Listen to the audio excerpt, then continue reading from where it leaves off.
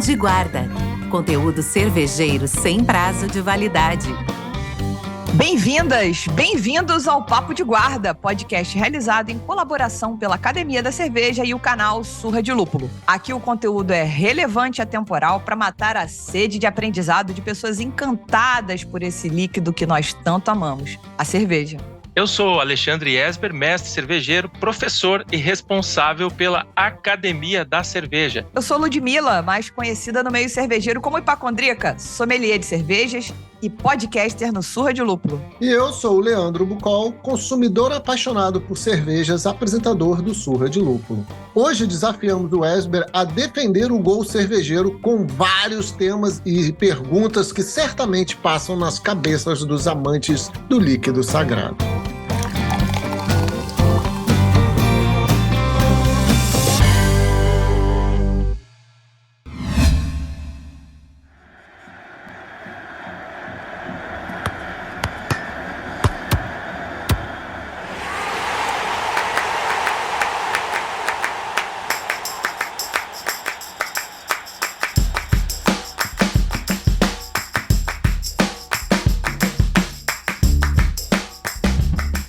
Tá preparado, Esber? Então, tô fazendo meu aquecimento aqui de goleiro, né? Treinador de goleiro para defender. Alongou? Como um gato!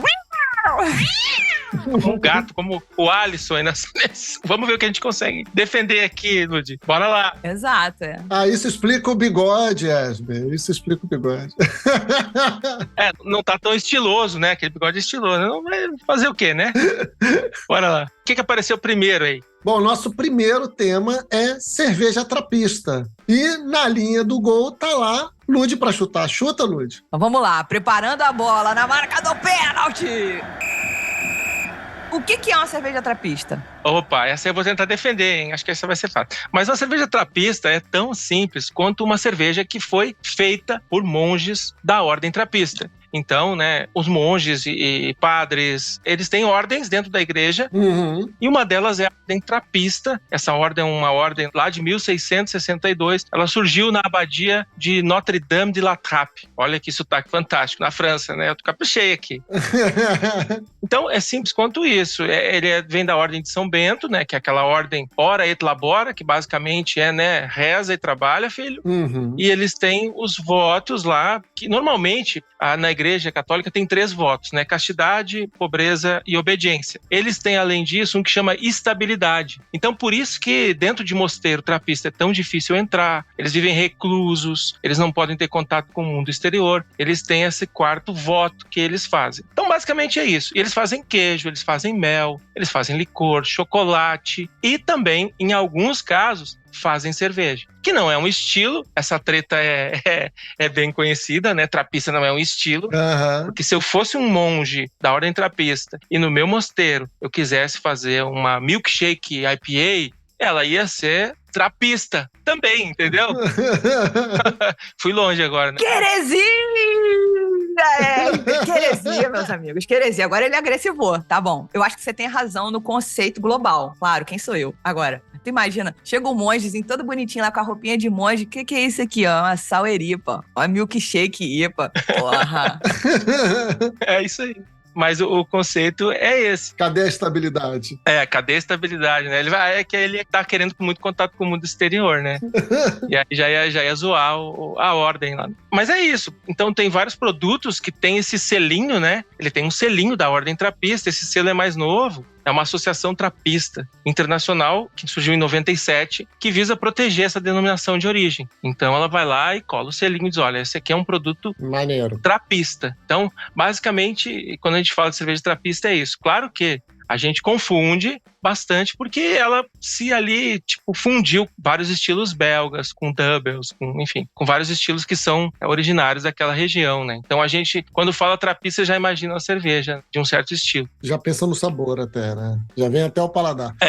E aí você falou que é dos monges da Ordem de São Bento que nasceu essa derivação, os trapistas, tal, parará. Os nossos monges do São Bento aqui do Brasil fazem cerveja trapista? Então, eu vou te dizer que eles não fazem. Mas deveriam.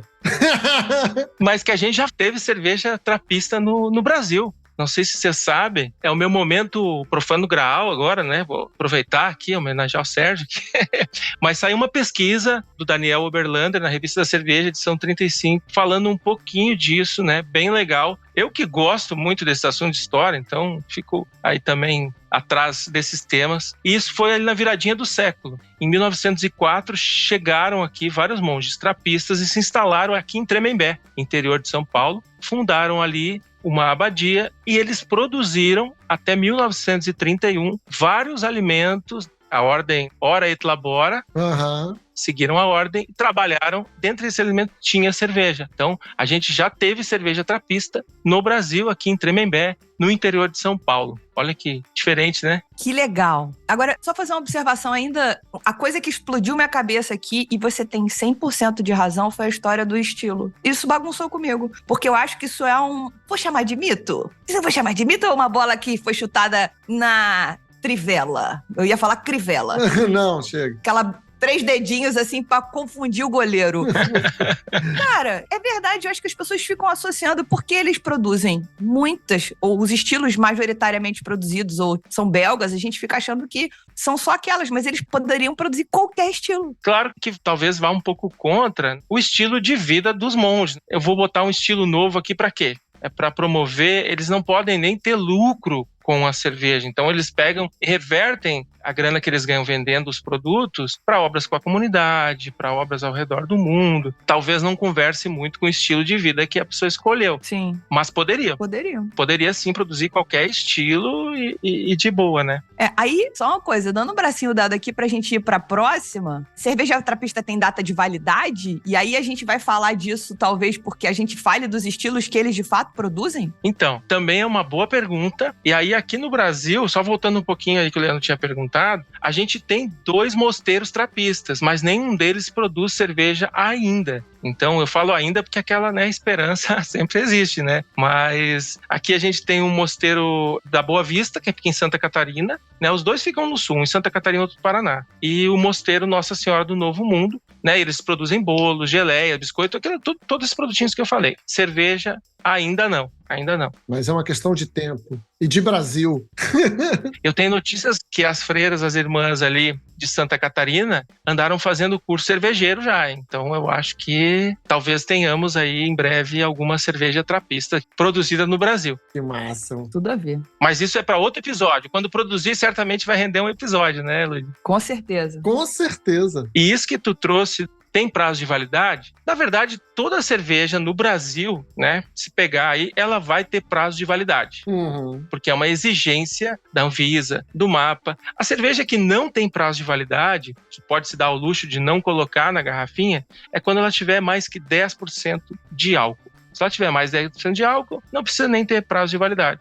As cervejas trapistas, que aí não é um estilo, né? Olha que treta, que confusão na cabeça, né? Mas enfim, mas as doubles, as triples, as dark strong ale, ali elas vão ficar às vezes abaixo de 10%, então elas precisam ter data de validade, certo? Então, você pegar aí a sua chimé em casa, vai ver que tem lá a data de validade. Não tem problema. Mas ela é uma referência, né? Então, muita gente guarda a cerveja por um tempo, dependendo do teor alcoólico, dependendo, né, de vários fatores, para que ela evolua um pouco na sensorial, no paladar, adquira aí outras características, e não tem problema nenhum tomar uma cerveja depois dessa datinha que está ali impressa na garrafa, né? Então, a pergunta é complicada, né? Pô, cerveja trapista tem data de validade? Que estilo? Por que eu vou querer guardar aquela cerveja? Você vê que nada é simples no mundo da cerveja.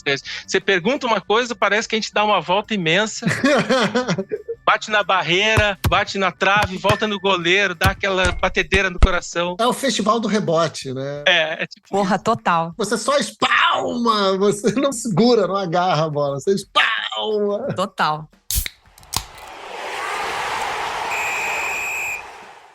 E aí, se você fala de data de validade, que a gente pode, justamente além dos 10%, ela nem tem a lei de ter ali anotada, declarada a data de validade que a gente pode guardar e consumir. Inclusive, tivemos uma experiência recente, eu e a Lud, muito boa, de beber uma série de cervejas de guarda. E aí eu queria saber, essa tal da cerveja de guarda, o que é isso? Bom, cerveja de guarda tem que ser produzida dentro da guarda municipal. Não, brincadeira, não é. Dentro do monastério, dentro do quartel. Vamos na mesma lógica dos trapistas, né? Ah, cara. Cerveja de guarda é aquela cerveja que você guarda por um tempo para ver o que acontece. E aí, como muita gente, ao longo do tempo, se dedicou a guardar cervejas diferentes, acabou se percebendo, na real, que algumas cervejas se adaptam melhor à guarda, né? Algumas não se adaptam. Então, o que é esse não se adaptam, né? Primeiro eu tenho que saber o que eu quero guardando aquela cerveja. Qual a minha intenção? Eu quero guardar essa cerveja para ver quanto tempo ela resiste aqui sem oxidar a rolha. Eu quero guardar porque eu quero ver se, por exemplo, uma cerveja muito frutada vai atenuar um pouco esse frutado. Eu quero desenvolver uma característica mais acética, enfim. Mas o que se viu, percebeu-se, é que cervejas que normalmente têm um teor alcoólico mais alto se dão melhor com a guarda. Ou seja, eu consigo armazená-las ali por um tempo e ela vai evoluir no sensorial ou evoluir naquela característicazinha que, em um dos pontos do sensorial, talvez na suavidade, num paladar mais arredondado, né? Ou cervejas que também têm uma densidade maior, um corpo maior. Então eu digo, uma cerveja que tem ali um AOG, que a gente fala, um extrato primitivo mais alto, talvez ela se dê bem com um tempo maior de guarda. E claro, cervejas mais ácidas também acabam mudando o seu perfil. Esber, então eu não posso guardar uma cerveja que não tem essas características. Pode, mas ela talvez, na opinião geral de uma mesa de degustação, ela não vai evoluir o paladar. Eu digo, cara, a regra da cerveja, desde sempre, é quanto mais jovem, melhor. Ponto. Tá. Sim. Essa é a regra. Bora lá que você não erra. Quanto mais jovem, melhor. E algumas cervejas nessa linha, assim, né, mais alcoólicas, com mais corpo, um maltado mais pronunciado, acabam sendo melhores de guardar. Normalmente o que se evita são cervejas leves, porque a quantidade de álcool vai estar mais baixa. Você guardar uma cerveja, ela não tem muito sentido, porque ela é fresca. E o lúpulo também não é um grande amigo da guarda, né? Porque o lúpulo, ao longo do tempo, ele vai oxidando, ele vai perdendo um pouco daquele amargor, vai sendo substituído por um dulçor. Então, cervejas muito lupuladas também não recomendo assim guardar por muito tempo. E essa vertical que vocês fizeram, agora eu fiquei curioso. De quanto tempo foi a mais velha? Agora eu quero saber também. Eu sou fifi, quero saber. Eu acho que foram 8 anos. Nossa, bastante. Eu acho que tinha coisa de 8 anos, Eu acho que foi 8 anos. A gente bebeu 8, 4, 6 anos. Eu não lembro de nada disso. Eu lembro que uma delas, acho que a mais velha tinha 8 anos, mas eu acho que tinha também, notamos muitas características que não eram tão esperadas. Tinha algumas sem carbonatação nenhuma. Sim. Que são coisas que a gente vai perguntar ali mais na frente, os vilões. Você fica esperando uma coisa e você pode encontrar outra completamente diferente. Rebate agora. Pergunta logo, né? Já vamos lá, né? Já vai direto no vilão? Não deixa o goleiro descansar, não. Não é deixar o goleiro descansar, mas tudo pode impactar da maneira com a qual você guarda esta belezura.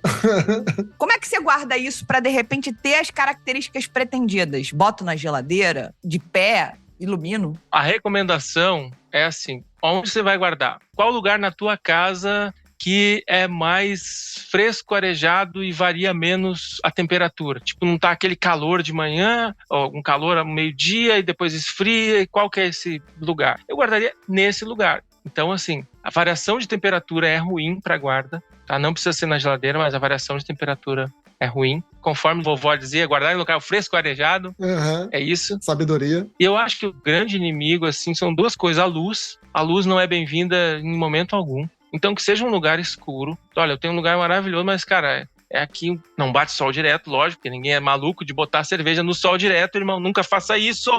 Esse é o pior pecado que você pode fazer, é esse. Mas muito iluminado, não é legal. A luz também, às vezes, fluorescente, luz elétrica, luz de LED também não é legal. Então, lugar escurinho, fecha, tipo Drácula, entendeu? Guarda ali, fechadinho, escuro, num ambiente que não tenha muita variação de temperatura. Sobre a treta de pé ou deitado, né? Tem muito isso no mundo do vinho, né? Que você mantém lá a rolha molhada, com microoxigenação, né? Cerveja é de pé. A cerveja, ela tem uma área de oxidação ali, que ela é do tamanho de uma moedinha de R$1 no gargalo da garrafa. Sim. Assim, a área do ar em contato. Aí quando você deita a garrafa, ela se espalha aquele líquido, né, ali. Então ela fica com uma superfície de contato muito maior, que não é legal também. Embora na cerveja de guarda eu aceite mais, ter muito mais variações, porque eu tô procurando uma coisa diferente, mas é legal guardá-la de pé. E outra que, dependendo do tempo da sua cerveja de guarda, às vezes até a própria rolha, a tampinha metálica, mesmo seja rolha ou tampinha, é que a gente chama de rolha metálica. Então,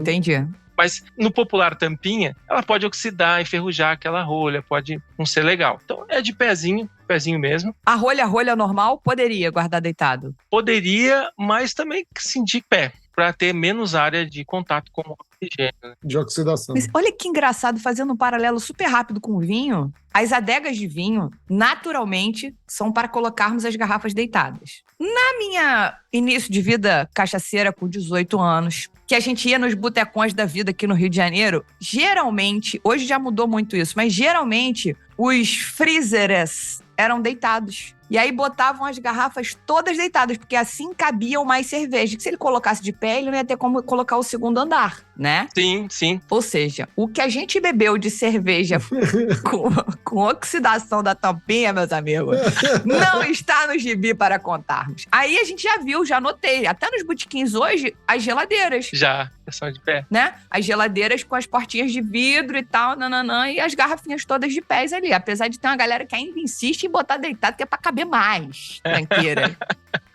Aí vem o valor da quantidade. E aí é isso, o vinho vê essa característica positiva dele ficar em contato com a rolha, o líquido ficar em contato com a rolha, e a cerveja, mesmo sendo para guarda, não vê esse valor. Porque assim, por exemplo, assim, depende muito da evolução do tipo da cerveja, do estilo da cerveja e o que eu quero com ela. Por exemplo, eu posso até desejar ter mais contato com o ar, eu vou guardar ela deitado, entendeu? Entendi. Mas, como regra geral, como tudo tem que ter uma regra geral, então, tipo, cerveja de guarda, esse assunto já é meio que uma rebeldia da regra geral, né? Tipo, regra geral é cerveja quanto mais jovem, melhor, né? Aí cerveja de guarda já é uma exceção. Aí já vem a corruptela.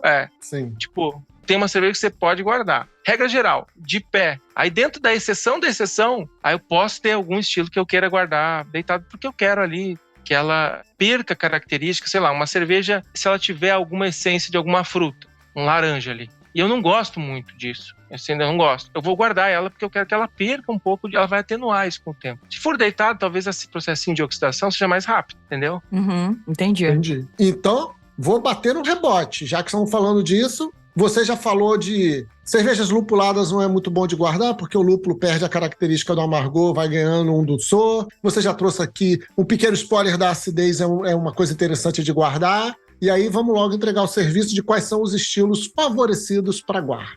Normalmente, eu não gosto de falar estilos um por um, porque eu acho que tem que entender um pouco a lógica mesmo. Porque vai aparecer um estilo que eu não falou lá, e a lógica são cervejas mais alcoólicas, e são cervejas normalmente com densidade maiores. Uma Riz vai ser, evoluir muito, muito bem, porque ela tem álcool, ela tem essa densidade maior. Então acho que é um dos estilos que a galera mais curte. Cervejas como Doubles, Triples vão evoluir bem. E, Barley Wine. Acho que Barley Wine é uma das cervejas que a galera mais curte guardar. Mas mais do que listar estilos, até porque a minha memória é péssima, né, para esse tipo de coisa, é mais dar um pouco da lógica, né? Primeiro, o que eu quero guardando essa cerveja? Ela não é uma obra de arte, mas ela evolui com o tempo, a não ser que eu queira valorizar e abrir uma adega de venda de cervejas que já foram guardadas, eu vou bebê-la. E o que eu quero nessa cerveja? O que eu quero que evolua? O que eu espero que aconteça?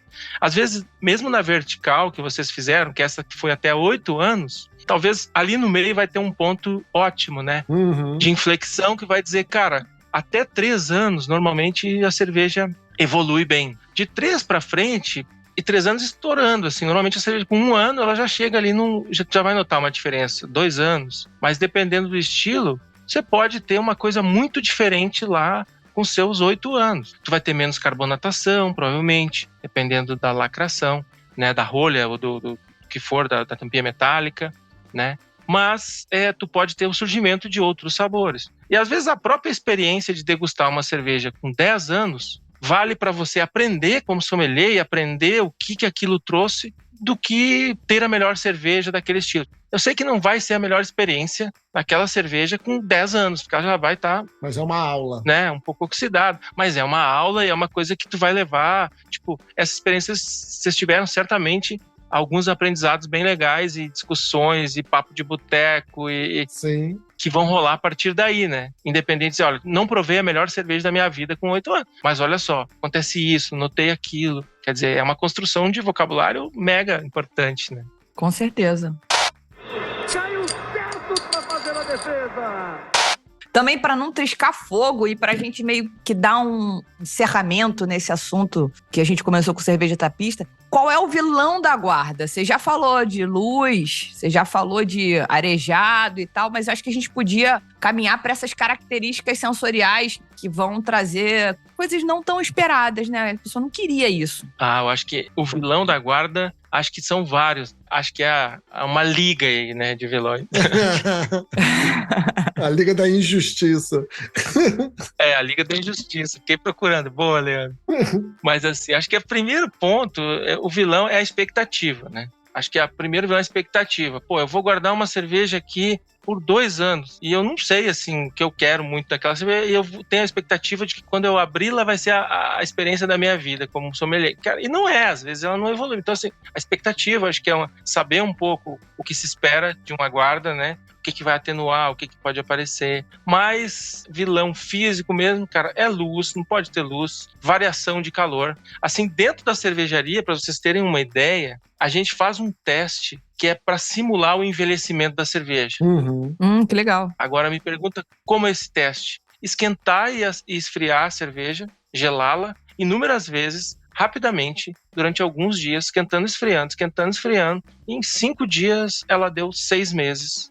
Ela vai estar, assim, uma senhorinha de 6 meses já. Entendi. Por conta desse esquenta e esfria. Então, ou seja, conclusão, não é bom, é péssimo para a cerveja esquentar e esfriar. Esse ciclo de temperatura prejudica bastante. Então, um lugar que seja ao abrigo da luz, agora falei que nem o Babula, né? Ao abrigo da luz, local fresco e arejado, e que você tenha uma média de tempo que você... Pô, se eu tenho uma cerveja que eu já conheço e eu já envelheci ela alguma vez antes, guardei ela durante 1 ano, 2, é como eu gosto de tomar. Se eu deixá-la mais tempo, muito mais tempo, pode ser que eu me decepcione ali na frente. Então, acho que... E o estilo, né? O estilo. Se eu pegar uma cerveja muito leve, uma cerveja muito lupulada, provavelmente ela não vai evoluir bem. Acho que é isso, Lu. Fechando o gol aqui. Você falou um negócio que eu achei muito legal, que pode ser um mito e não ser um mito, mas é interessante a gente trazer esse assunto aqui, que é também, nessa vivência de boteco desde 1998, mais ou menos, fala-se muito do tipo, uma cerveja não tá boa não, tá choca. Choca. Que é aquela que de repente congelou e aí teve que deixar do lado de fora pra descongelar, alguém esqueceu, bota no freezer de novo, aí começa tudo de novo. Choca, é real ou é mito? Choca é tipo um xingamento. Choca é tipo um xingamento da cerveja. Tá choca. Eu digo que ela tá choca e ninguém discute comigo. É notadamente uma coisa ruim. Mas essa estrada, assim, nesses 25 anos, o que eu mais ouvi a respeito de choca é igual a sem gás. Então, assim, normalmente quando você fala, a cerveja tá choca, ela estaria sem gás. Aí, esse sem gás pode acontecer por vários problemas, como esse que você citou. Às vezes a cerveja congela, como a maioria da cerveja é água, ela tem essa característica físico-química de, ao se congelar, ela expande seu volume. Por isso que às vezes ela, né, estoura a tampa, depois ela volta. E uma vez que a tampa, né, a rolha metálica se rompeu ou se deformou, não volta, e aí escapa o gás. E a gente bater nela, uma pequena batidinha entre a tampa, com a tampa abaixo do gargalo, tiver uma pequena fissura, escapa o gás também ali. Uma cerveja que ficou guardada há muito tempo, que não era de guarda, ficou guardada mal armazenada, ela vai ficar... Então o choca é meio que um xingamento, mas o que eu mais ouvi até hoje foi sem gás, né? Assim, tipo, equivalente a sem gás. Então, e eu fiquei muito tempo também olhando o SAC, né? Que é o Serviço de Atendimento ao Consumidor na minha vida. Então, quando a galera falava choca, a gente meio que classificava, é sem gás, né? Tipo, vamos tratar por esse caminho. Interessante. Tá vendo? Vivendo e aprendendo, gente. Muito. Xingamentos cervejeiros. Choque é o mais... É a ofensa, né? O mais normal.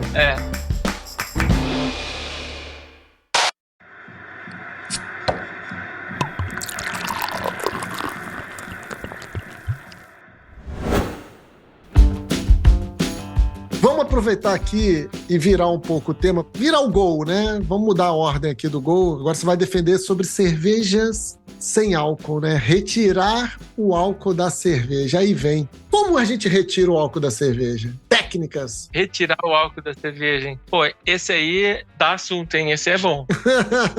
Cara, a gente vai um pouco contra toda a natureza do fermento, da levedura. Ele tá aí na terra, a levedura tá na terra há muito, muito mais tempo do que nós. Acho que é o organismo mais antigo encontrado, né? Até hoje é um fungo, né? Então, com alguns bilhões de anos. A vida dela é produzir álcool. A levedura é esse serzinho que pega lá aquele banquete, que é o mosto que o cervejeiro vai lá e faz, dosa lúpulo, faz as rampas de mostura, filtra o mosto, vai lá e produz o mosto. Aí isso é o banquete da levedura. Uhum. Ela senta ali na mesinha e diz, agora tô feita na vida, vou comer esse banquete. E ela nos entrega álcool e gás carbônico e vários sabores, né, vários aromas. E isso tem sido assim desde sempre. Então, a levedura produz álcool, ponto. Como a gente consegue fazer uma cerveja sem álcool? Então, tem dois jeitos mais comuns, assim. Tem até mais, mas vamos falar um pouquinho primeiro de dois. O primeiro mais comum é interromper essa fermentação no momento em que ela começa a produzir álcool. Ela tem um ciclo de vida. A levedura é um serzinho vivo, como todo ser vivo, ela nasce, cresce, se reproduz e morre. Então, nesse crescimento dela inicial, ela tem uma fase, que é a fase aeróbica, que a gente chama, que ela não produz álcool ainda. Ela está se preparando, ela está ali com seu metabolismo, se preparando para entrar na fase de fermentação, que produz álcool. E aí, logo que ela faz essa viradinha da curva, no começo, isso bem no começo, o cervejeiro vai lá, o cervejeiro malvado, vai lá, interrompe a fermentação, não deixa ela produzir álcool, sabe? Só que esse é um processo que precisa muito controle, porque eu tenho que estar medindo toda hora, tirando o pulso lá do como é que está a fermentação para exatamente interromper nesse momento. E eu consigo produzir cervejas com até 0,5% de álcool, 0,5% de álcool, que é o que a legislação denomina como cerveja sem álcool. Então, uma cerveja sem álcool é uma cerveja que tem até 0,5% de álcool. A gente consegue fazer desse modo, a fermentação interrompida. Esse é um jeito, tá? O jeito mais antiguinho é o primeiro jeito. A segunda maneira, essa é mais atual e é mais custosa também, de equipamento, de tudo, que é levar o processo, deixar a levedura ser feliz, deixar ela produzir álcool, fazer a cerveja como ela sempre fez na vida e lá no final retirar esse álcool. Essa retirada de álcool normalmente vai ser por equipamentos mais caros, mais uma engenharia danada aí. Pode ser por membrana ou pode ser por processos térmicos, que é uma destilação. A vácuo você destila isso, o álcool evapora, fica só a cerveja. E aí você faz isso a baixas temperaturas para não agredir a cerveja. Para isso você precisa de equipamento com vácuo. Então sai o álcool da cerveja, lá no final fica só a cerveja sem o álcool. Esse é o método 2, que é um método um pouco mais recente, como as cervejas mais atuais sem álcool normalmente são produzidas, tá? Eu fiquei com uma dúvida aqui, tá, gente? Você falou que o trabalho da levedura é produzir álcool. A vida dela é essa. Ela gosta de sentar ali, sentar à mesa, comer o mosto e comer ali os açúcares e produzir álcool, certo? É essa a onda dela. Por que pão não tem álcool? O álcool evapora. Durante o cozimento ele evapora. Entendi. Então você tem que assar a cerveja pra tirar o álcool, pô. Ela bota no forno. Mas aí cadê a parte da temperatura? Porra. Não, mas essa destilação da cerveja a vácuo, no final, ela retira só o álcool. E esse álcool é um álcool que é bem nobre, assim, né? Porque é um álcool de cereais, né? Um álcool grau alimentício. É bacana. Pode ser usado em outras bebidas mistas também, né? Esse álcool. E aí entra um pouquinho do segredo de recompor o sabor da cerveja, porque quando sai álcool, saem alguns voláteis também, né? A cerveja, esse aroma que ela tem, ela acaba perdendo também. E aí entra um pouco do segredo, né, da receita da cerveja, de conseguir recompor com ingredientes da própria cerveja aquele sabor e aquele aroma ali nessa cerveja que ficou sem álcool. Então é um pouquinho do segredo da receita. Total.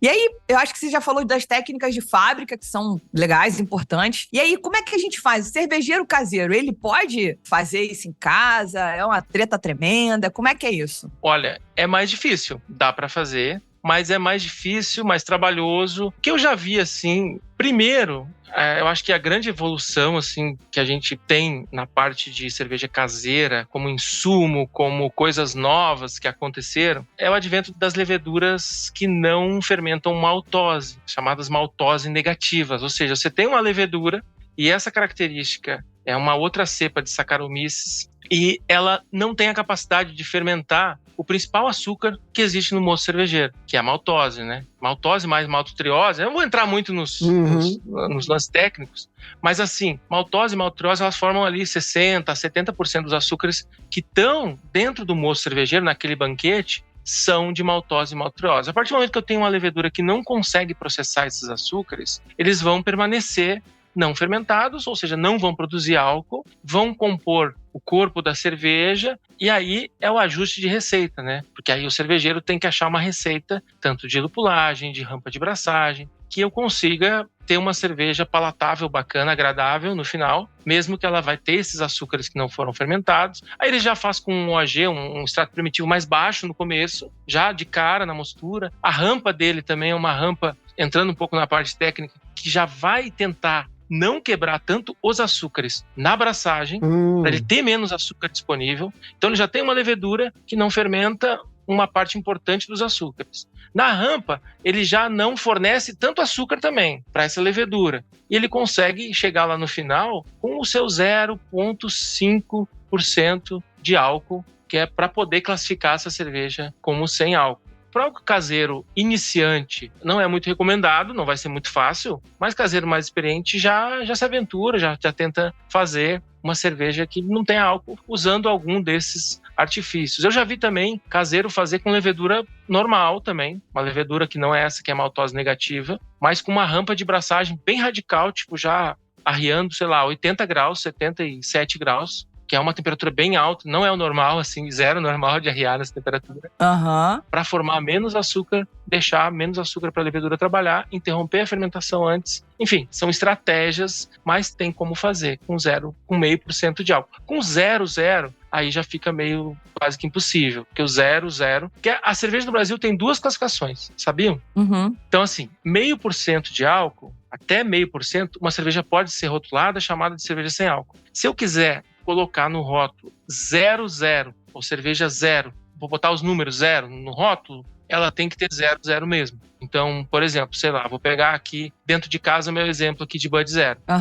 Ela é 0, então ela não pode ter álcool, ela não tem álcool, ela não tem nem 0,5%, é 0. A legislação brasileira tem essas duas diferenças. Então, o cervejeiro vai conseguir fazer uma cerveja caseiramente até com 0,5% e classificar como um sem álcool. Não, perfeito. E aí ele, teoricamente, vai ter que fazer as correções que você comentou, até nas próprias técnicas Fabris, teoricamente, para poder trazer novamente alguns voláteis que meteram o pé na hora que ele tava lá, tentando tirar o álcool.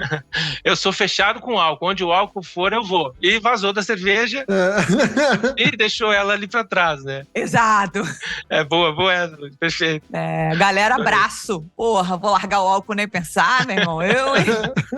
Aí você tem que chamá-los de volta ali com algum recurso de receita que o cervejeiro faz. Mas é bem isso. Isso é interessante, assim, porque, por exemplo, eu já tomei, pelo meu tempo de trabalho em cervejaria e pela minha idade, eu já tomei Kronenbier, né, bastante. Kronenbier, você já tomou, Lud? Verdade, lembro disso. Eu lembro disso, mas eu não tomei, não. Mas eu lembro dela. Então, Kronenbier, ela tinha esse gosto, assim, mais adocicado. Ela tinha um gosto mais de mosto. Um gosto, assim, parecia que você tava passeando na abraçagem, assim, sabe?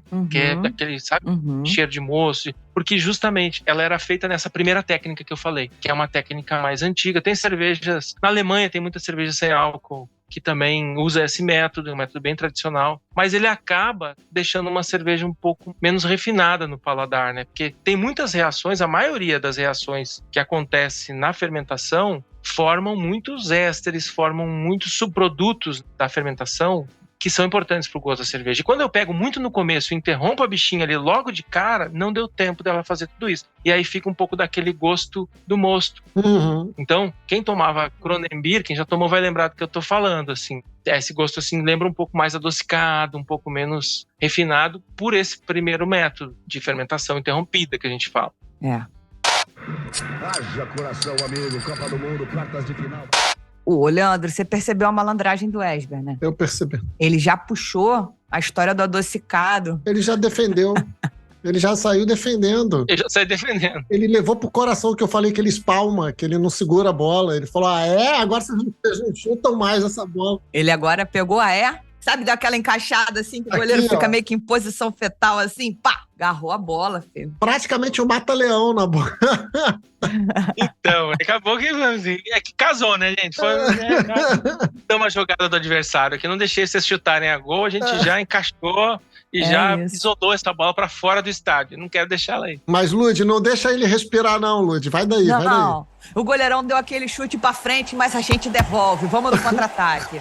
A retirada do álcool depois da cerveja pronta melhora as características sensoriais finais da cerveja. Então, você falou das técnicas aí, dos pontos negativos e tal, não sei o quê. Essa retirada no final melhora as características sensoriais? A gente consegue deixar a cerveja muito, muito mais próxima à sua versão original. Legal. Então, assim, ela é uma técnica que, claro, né, depende da tecnologia que você tem, mas com os equipamentos projetados para isso, tu consegue deixar ela muito, muito casadinha, coladinha com a versão original, porque ela é uma técnica menos... A cerveja vai até o final, ela é feita, ela desenvolve todos os sabores, os aromas com a cerveja normal, com álcool. E no final, com a destilação, no caso, vou pegar esse exemplo, né, a vácuo, você consegue ter um vácuo muito forte ali, um vácuo intenso, e aí você consegue, tipo, a 30 e poucos graus, evaporar o álcool. Então, é uma coisa que na CNTP, condição normal de temperatura e impressão, tu precisaria de, sei lá, 70 graus. Eu tô sem tabelas aqui, né, sem apoios.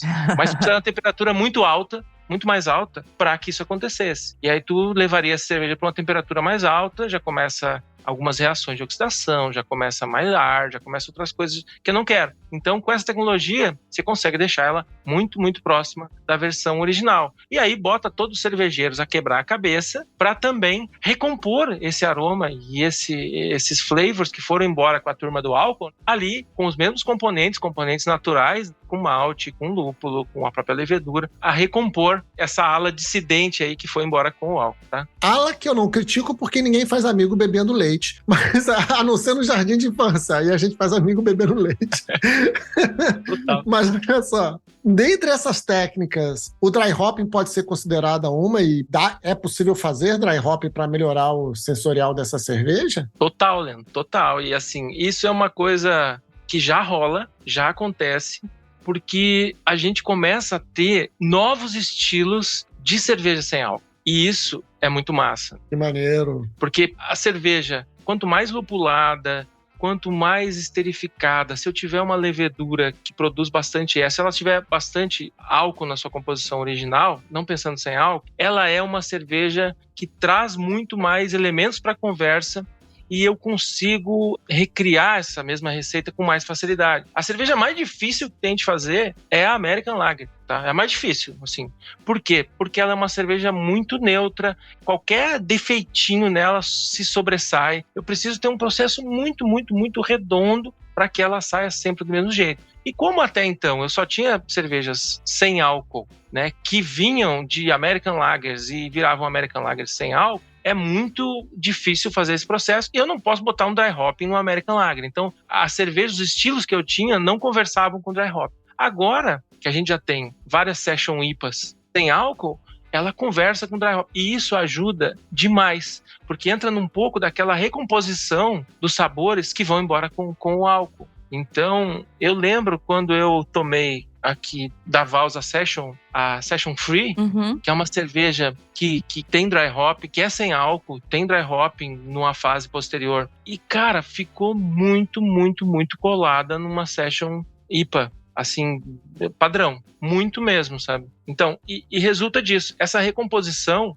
o lúpulo faz muito, muito, muito bem. E aí eu consigo adicionar, talvez assim, cerveja sem álcool, fruit beers sem álcool vão ir muito bem, porque assim, como o dry hopping tá pro lúpulo, a dosagem ali de uma base de fruta vai estar também ajudando a recompor. Então, assim, as possibilidades dá para explodir a cabeça, assim, porque, cara, com novos estilos, aparecendo, e não aparecendo, mas né, se consolidando e aparecendo enquanto cerveja sem álcool, a gente consegue pensar modos de deixar uma experiência muito satisfatória para cerveja sem álcool. Sim, a gente tinha deixado para trás, sem querer, esse chute de voleio que era para perguntar dos estilos. Aí você já falou aí da Session, né, da Session IPA, deve ser uma das queridinhas, enfim, existem outras cervejarias que também estão produzindo. Aí me fica na cabeça, como a gente já falou de cerveja de guarda e pra gente dar o gancho pro próximo chute a gol, segura que vem agora, hein? Fica cada vez mais claro que a cerveja sem álcool, ela não é uma cerveja de guarda, meus amigos. O consumo dela deve ser, tipo assim, super fresco. Senão, os voláteis que já foram embora e a gente botou de novo, devem querer meter o pé novamente. Que eles vão vir aqui rapidinho, me pagaram só R$100 pra fazer parte desse evento.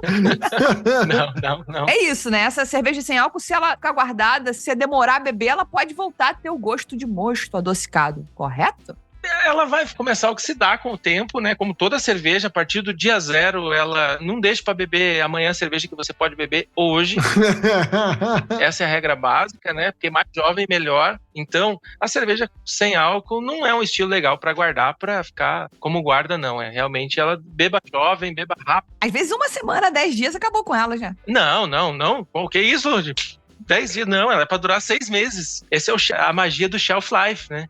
O shelf life a gente calcula assim, né? Porque o prazo de cervejas no Brasil, quem determina é o fabricante, né? Não tem uma legislação que diga, tem que ser 6 meses, tem que ser 1 ano. E o que a gente faz justamente é isso, né? O que o cervejeiro faz, ele pega a cerveja no dia 0 e aí no painel de degustação vai avaliando aquela cerveja até o fim dele, até 2 anos lá, e ele diz, olha, minha cerveja, para ser chamada Esber Beer, né, que traga todas as características que eu desenhei, que eu sonhei enquanto cervejeiro, tá aqui, ela vai bem até 1 ano. Então, até 1 ano, tá legal, eu boto lá minha validade como 1 ano, né? Então, esse shelf life é estudado. Mas não, a cerveja, de boa, até 6 meses ela, pelo menos, vai bem. Não fica zoada, não, porque você tá tomando uma cerveja.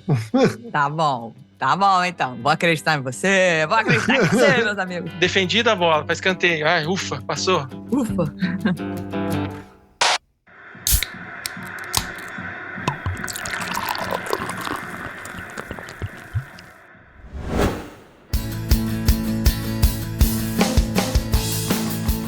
Vamos então pegar uma outra aqui que eu acho que é ótimo a gente falar sempre. Vamos falar de consciência. Pode beber cerveja sem álcool e dirigir? E quantas eu posso tomar para passar no bafômetro? Olha, Leandro, com 0,5% de álcool, a gente consegue tomar cervejas e não ser pego no bafômetro, porque o processamento do fígado consegue processar essa cerveja pela quantidade de líquido que você toma. O Inmetro, em 2000 e... memória... Mas acho que foi em 2015. O Inmetro reuniu um grupo de pessoas para fazer esse teste, curiosamente. Olha só, meus amigos. Que maravilhoso. E cada pessoa bebeu acho que foram até 700 ml. Quer dizer, pra você beber, né, quase 1 litro de cerveja sem álcool, assim, né? É normal, comum, mas são 2, 3, 4 garrafinhas. E depois fez o teste e nenhuma delas acusou no bafômetro, saiu do fundo de escala. Então, a gente consegue, com 0,5%, não ir para o sangue essa quantidade de álcool. Alguns alimentos têm um pouquinho de álcool, frutas maduras, é bem comum. É verdade. Você pega um abacaxi. Hoje mesmo, ontem cortei aqui em casa um abacaxi, eu digo, puta, como eu gosto, tá meio alcoólico, né? Ele fica com aquele... um pouquinho passadinho, né? Tá fermentadinho. O abacaxi aqui, ele fica assim 2, 3 dias, 4 ali na fruteira, até que alguém diz, tá bom, vou descascar esse abacaxi. Daí, normalmente sou eu, né? Então, eu fico com essa tarefa. E ele já tava bem legal, alcoólico, então até 0,5%, tranquilo. E claro que a 0,0, que é essa definição que eu falei, aí você pode tomar um tanque de 0, que você não vai ser pego no bafômetro. Cara, meu primeiro cargo na cervejaria foi auxiliar técnico de produção, em Passo Fundo. E uma vez, logo que eu entrei na cervejaria, ainda era Skol, apareceu um grupo de jovens, religiosos, assim, um grupo de jovens desses, né, que não consomem álcool. E foi perguntar pro cervejeiro, não tinha redes sociais na época, eu tô falando de 97, então não existiam redes sociais, não existia internet, não existia nada. Né? Tinha modem 2.400. Ele ficava fazendo aquele barulhinho pra você conectar. Exato. Então eles foram, né, na porta da cervejaria pedir pra falar com o cervejeiro pra pedir explicação sobre a Kronenbier, né? Porque eles tinham dado lá uma festinha, tinham tomado, então eles queriam saber se eles tinham bebido álcool, se eles tinham podido... Pecado. Se eles tinham Eu não sei, eu não falo porque eu não sei se isso era considerado assim, certamente eles não queriam beber álcool. E aí o cervejeiro deu uma explicação para eles saíram mais tranquilos assim, né, sobre isso, porque tem 0,5%, mas 0,5% não havia ocorrido o teste do Inmetro ainda. Mas já não pegava, não. Mas você vê que é uma preocupação. Eu achei quando, tava lá trabalhando, quando veio, apareceu aquele bando de jovens, assim, meninas, todos ali, quero falar com o cervejeiro. Cara, o que aconteceu, né? O filho de alguém. E aí eles pediram para ter essa conversa. Então, bem curioso. Nos primeiros, 3 meses que eu tava na cervejaria, eles apareceram, né? Legal. Já para te mostrar a experiência que você teria pela frente, né? Assim, exato. Mal saberia que dali a um tempo eu estaria sendo bombardeado aqui por uma série de chutes a gol aqui sobre o mesmo tema por vocês. Vamos passar para o nosso próximo eixo, para a gente ir caminhando para o final desse programa, porque, o Esber, cara, fechou o gol, meus amigos. Fechou o gol, cara. Então, eu já tentei jogar bola lá no canto que a coruja dorme, ele não deixa. Jogamos no rastinho aqui embaixo, toquinho em cima, Leandro fez rebote, não teve jeito. Agora, vamos lá. A gente vai falar agora de painel de degustação. Muita gente vai achar que isso aí, o cara que só bebe e acabou, se essa profissão eu quero, tal, não sei. Então, o que é ser um degustador? Que não é necessariamente um sommelier, eu imagino. Não, degustador não precisa ser sommelier, Lud. E é uma pergunta que a galera faz direto. Tipo, o que eu preciso para ser degustador? E aí, assim, qualquer um pode ser, eu tenho que ter nascido abençoado com o dom da degustação. Não precisa. Então, você precisa reconhecer cheiros e sabores num nível normal de um ser humano padrão, que, apesar que isso não existe, ser humano padrão, totalmente diferente, mas né, dos órgãos sensoriais, assim, principalmente boca e nariz. E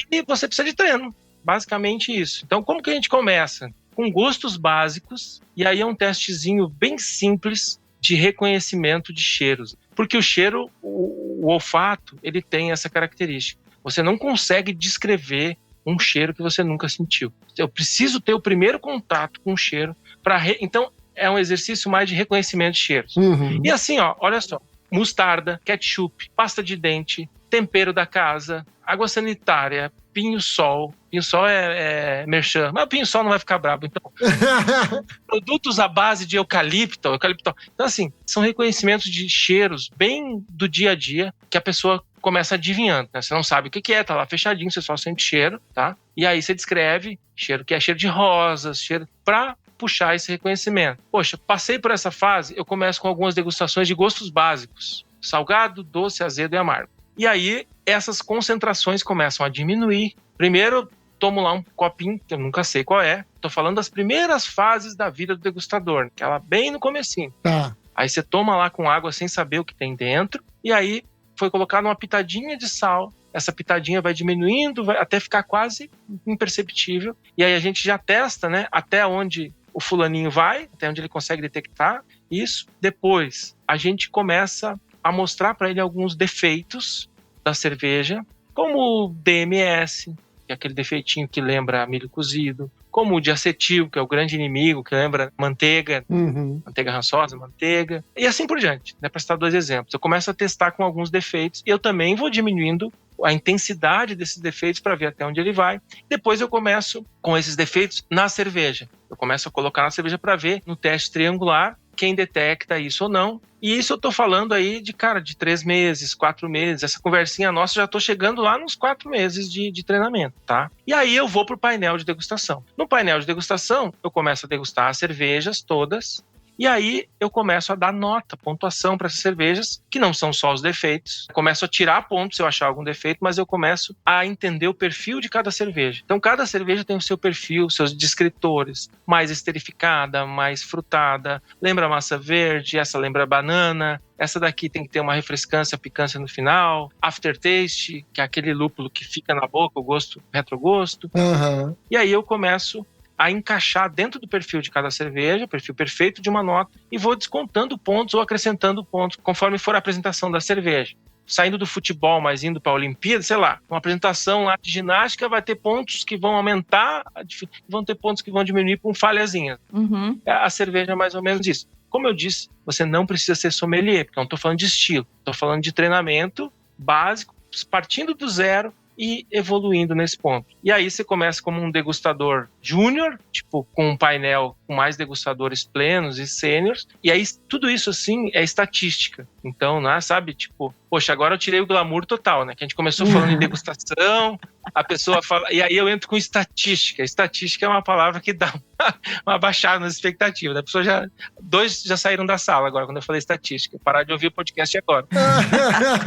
Tá? Acho que é isso. Mas a estatística, porque aí eu consigo estatisticamente ver quem tem mais afinidade com qual defeito. Tipo assim, eu já tive painéis que eu tinha degustadores, eu mesmo sou bom para algumas coisas, mas assim, pessoas fora da curva, por exemplo, para diacetil, que é um defeito que é difícil de pegar em alguns momentos, e aí eu já sabia que, sei lá, que a Lud era pró, assim, master em diacetil. Então, se eu tinha alguma dúvida, aquele defeito eu chamava Lud. E ao mesmo tempo, tu pode ser cego para algum defeito. Aí a Lud não consegue pegar metálico. Metálico não adianta porque não consegue. Por que a pessoa descobriu que não consegue? Porque ela foi sendo testada sem saber, e aí... E tem pegadinha, tipo assim, eu como cervejeiro ia degustar de manhã, daqui a pouco eu pegava uma cerveja, degustava e dizia, nossa, parem as prensas, para tudo, porque essa cerveja, que aconteceu com ela... Deu ruim. E aí o coração já começava a acelerar, já saía ali para ver, e aí na lista do laboratório falou, não, essa aqui eu coloquei, era pegadinha, né? Ela não avisa quando ela coloca algum defeito. Você tem que descobrir, porque se você... Degustação é muito influenciável, né? Sim. Então, aí ela avisava, não, eu coloquei esse defeito aí. Eu digo, bom, beleza, não, quer matar do coração. E ela não pode avisar, eu sei que ela não pode, mas eu saio igual um louco. E acontece. E outra, degustação, você não pode falar a sua opinião até que todos tenham feito seus descritores, porque é muito influenciável, gente. E isso não é uma coisa assim, pô, Esber, você é mente fraca, né? O cara falou ali que tem uma coisa, você tá... Não é. Não é. O ser humano é assim. A gente é sugestionável. Total. E aí você fica sugestionável tanto pro pró quanto pro contra. Eu degustei essa cerveja, eu digo, eu acho que essa cerveja aqui, ela tá muito amarga pro estilo. O Leandro vai degustar na sequência, ele já vai com a cabeça procurando concordar comigo ou discordar. Eu vou ver se tá muito amarga. E aí outras coisas que estavam ali flutuando no perfil da cerveja, ele não consegue porque ele tá focado nisso. Então, fica todo mundo caladinho, faz toda a roda, depois cada um já vai ler o que achou. Legal. E normalmente também se coloca por último as pessoas que têm mais experiência. Porque se eu boto ali, cara, o Master Blaster no começo, mesmo depois quando você vai falar o que cada um pensou, aí, poxa, eu tenho aqui o cara que é fodástico na degustação. E ele fala que a cerveja tem essa... Os próximos, quando chega no último, o cara já deu uma... tá parecido com ele, tá? Ainda mais se for um degustador mais novinho, que tá chegando ali, que sabe, normal, assim, é sugestionável de acontecer, tá? Então também tem essas regrinhas assim. E outra coisa também, você vê que eu gosto disso, tá, gente? Eu tô falando igual a mulher da cobra aqui. Mas enfim, outra coisa, a gente é tão sugestionável, galera, que a numeração da degustação, ela também não é assim, eu quero fazer uma amostra seca, quero escolher a melhor cerveja. A gente não numera 1, 2, 3, 4, 5, 6. A gente numera 748, 834, 531 e assim por diante. São números que a gente não consegue atribuir valor a eles de classificação. Porque também tem isso. Tipo assim, eu achei a A1 melhor, a 2, a 3. A gente meio que na nossa cabeça nós já classificamos um pouquinho. Sabe o número da sorte? Então, a gente é bem sugestionável enquanto ser humano. E degustação tem esses pontinhos aí. Leandro, o cara foi. Eu tô zonzo aqui, rapaz. Não, ele confundiu agora. Sabe o que aconteceu? Ele esqueceu que ele era goleiro. Ele achou que ele agora é piloto de Fórmula 1, velho. Ele ligou a primeira marcha, meus amigos. Pegou aí, porra, singrou nos bares, na reta, pra receber a bandeirada final. É o seguinte, eu tô aqui defendendo há 40 minutos, só defendendo na defesa, aí eu peguei a bola que nem aquele goleiro linha. Você já ouviu, Leandro, goleiro linha? Era peladeiro, né? Goleiro linha é aquele goleiro que pode jogar na linha um pouco. Que invade. Mas isso é pelada, né, de moleque. Eu quis também partir pro ataque, ó. Rogério Ceni, aquele goleiro artilheiro que chutava a bola no gol, fazia gol de falta. Isso, exatamente. Foi direto.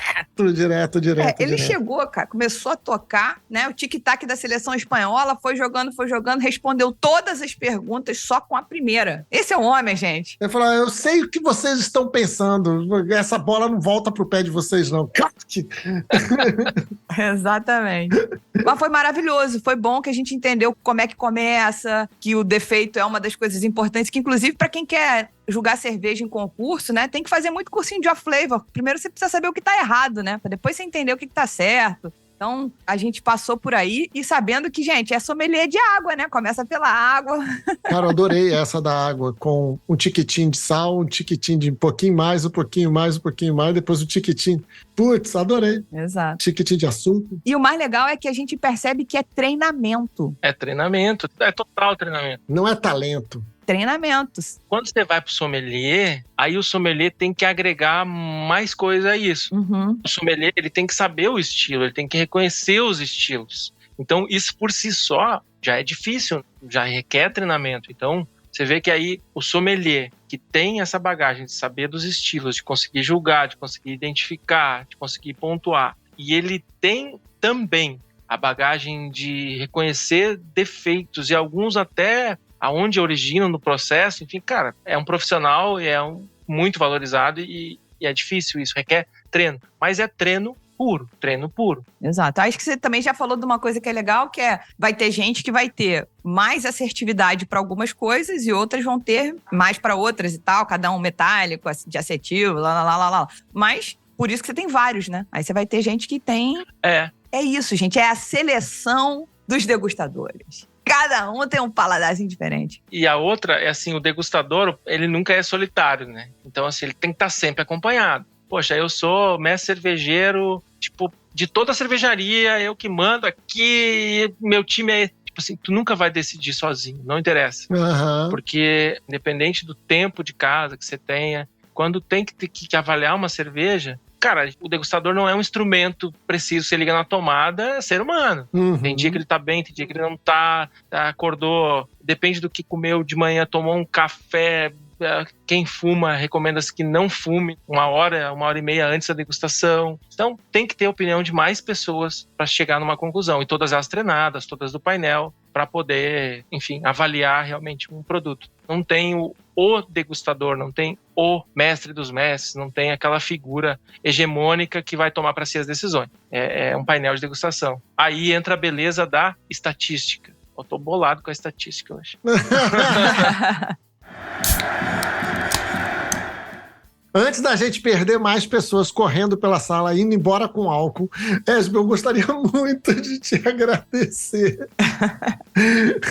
Você que é mestre cervejeiro, professor e responsável pela Academia da Cerveja, tenho certeza de que hoje resolvemos diversas, infinitas bolas e dúvidas e curiosidades cervejeiras que povoam a cabeça das pessoas que amam esse líquido que faz amizade, que leva a galera pro rolê. Com certeza. Opa, eu não vi os 90 minutos passarem aqui do jogo, tá? Aqui teve prorrogação, eu também não senti, passou muito rápido. E eu espero que vocês tenham gostado dessa nossa collab aí entre a Academia da Cerveja e o Surra. E convidamos vocês, quem tá ouvindo aí em casa, a curtirem também o próximo programa no começo de janeiro, galera. É isso. Aí, valeu. Até a próxima. Obrigado. Valeu. Até a próxima.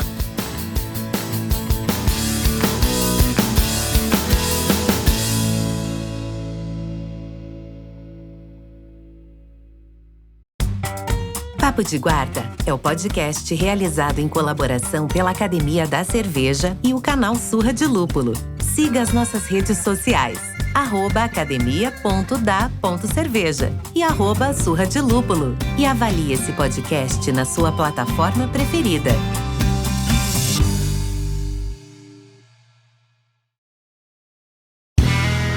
Este podcast foi editado por Play Áudios.